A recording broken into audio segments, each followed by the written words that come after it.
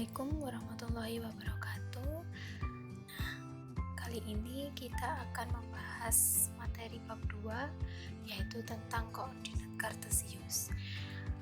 Koordinat kartesius ini digunakan untuk menentukan objek titik-titik pada suatu bidang dengan menggunakan dua bilangan berurutan, yaitu X dan Y. Nah, untuk gambar koordinat kartesius ini yaitu seperti pada buku yang sudah Ibu gambarkan.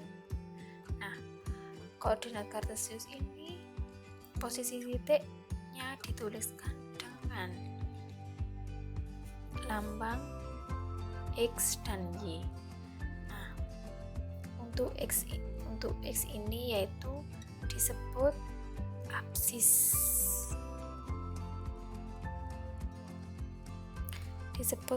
Ya. Nah, untuk Y-nya ini disebut ordinat. Nah, pada koordinat kartesius yaitu ada sumbu X yang mendatar ke kanan dan ke kiri, ada sumbu Y yaitu ke atas dan ke bawah. Maka perhatikan di sini, semakin ke kanan nilainya akan semakin besar, dan semakin ke kiri maka nilainya akan semakin kecil. Untuk sumbu Y semakin ke atas dia akan mempunyai nilai semakin besar, untuk yang ke bawah dia akan memiliki nilai yang semakin kecil. Nah, pada koordinat kartesius untuk 0 adalah di sini, yaitu titik origin atau 0. Nah, pada koordinat kartesius memiliki dua wilayah, yaitu yang pertama kuadran 1. Dituliskan Romawi ya. Kuadran 1 ini memiliki pasangan berurutan yaitu X, Y. Di saat X-nya bernilai positif dan Y-nya juga positif, di sini lokasinya. Yang kedua yaitu kuadran 2.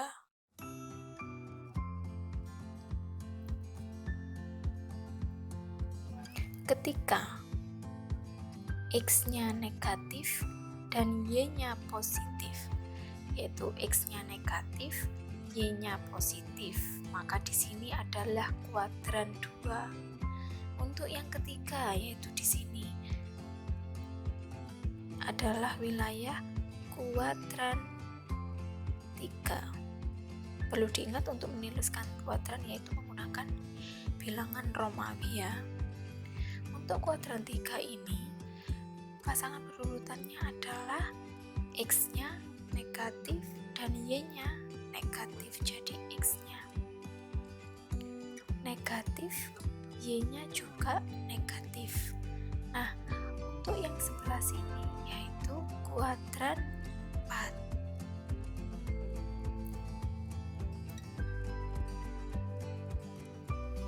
Untuk kuadran 4 pasangan berurutannya yaitu X-nya positif, Y-nya negatif.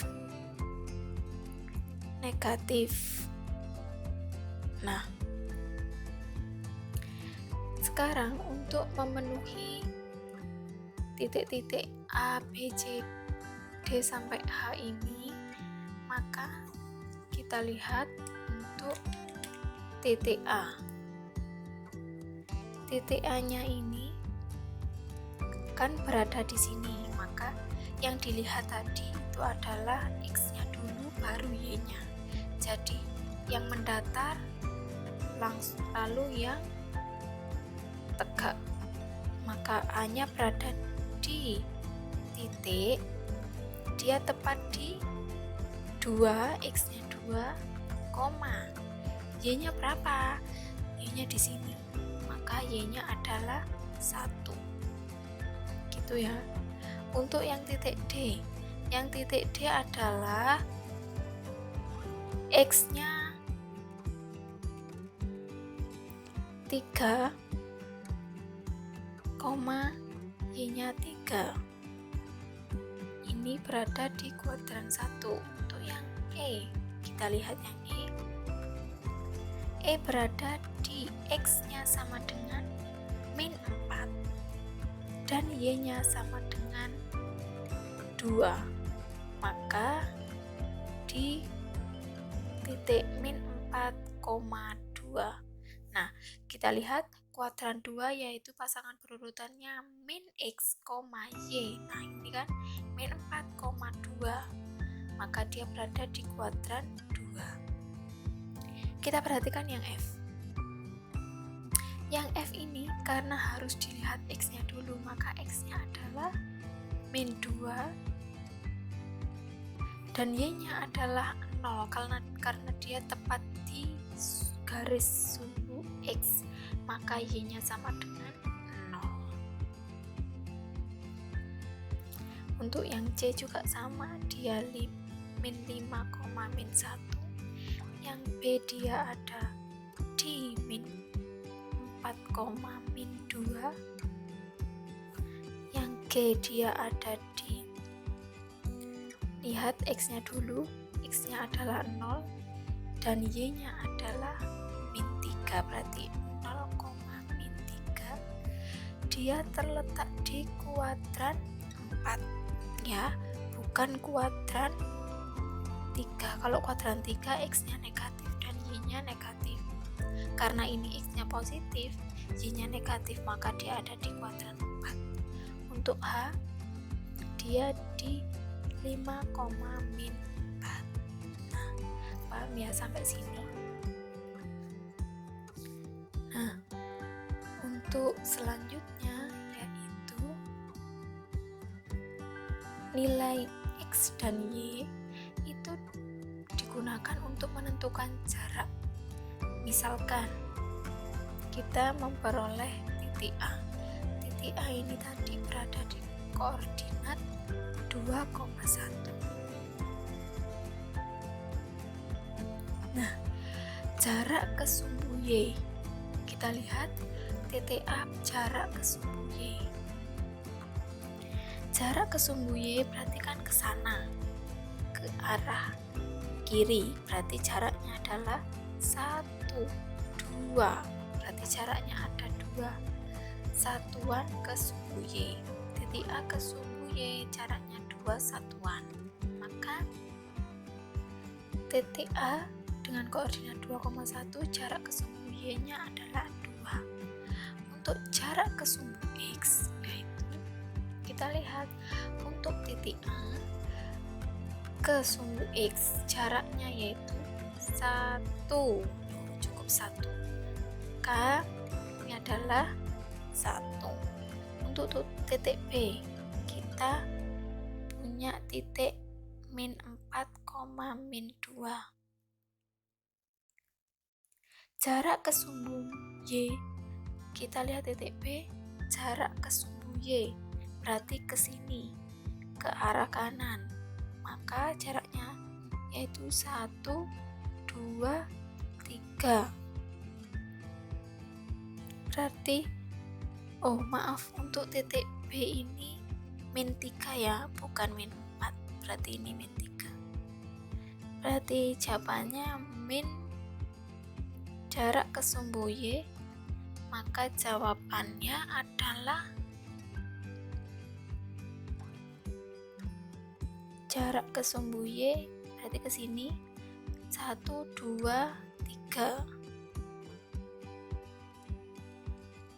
Untuk jarak ke sumbu X yaitu ada 2. Untuk jarak ke sumbu Y nya yang untuk titik A yaitu 1, 2. Untuk jarak ke sumbu X nya ada 1. Ya benar ya. Nah, untuk koordinat E nya, koordinat E berada di titik min 4,2. dan H di titik 5,-4. Berarti kita bisa simpulkan bahwa jarak ke sumbu Y-nya adalah nilai absis atau X-nya. Berarti jarak ke sumbu Y-nya nilai X, yaitu 4. Jarak ke sumbu X-nya nilai Y, berarti 2. Untuk yang titik H, di titik 5,-4, jarak ke sumbu Y-nya adalah nilai X, berarti 5. Jarak ke sumbu X-nya adalah nilai Y, berarti 4. Kenapa Bu, kok nggak ada negatifnya, padahal di koordinat ada negatif? Karena yang ditanyakan jarak, karena jarak tidak mungkin negatif, maka negatifnya dihilangkan. Jadi tinggal bilangannya menjadi positif. Gitu ya. Nah, untuk selanjutnya, misalkan titik D ini berada di kuadran 1 dengan jarak titik D ke sumbu X yaitu 3, jarak ke sumbu Y yaitu 3. Jika ada pertanyaan, silakan ditanyakan melalui WA atau komentar di Google Classroom. Sekian penjelasan Ibu. Untuk lebih jelasnya bisa ditanyakan langsung. Terima kasih. Wassalamualaikum warahmatullahi wabarakatuh.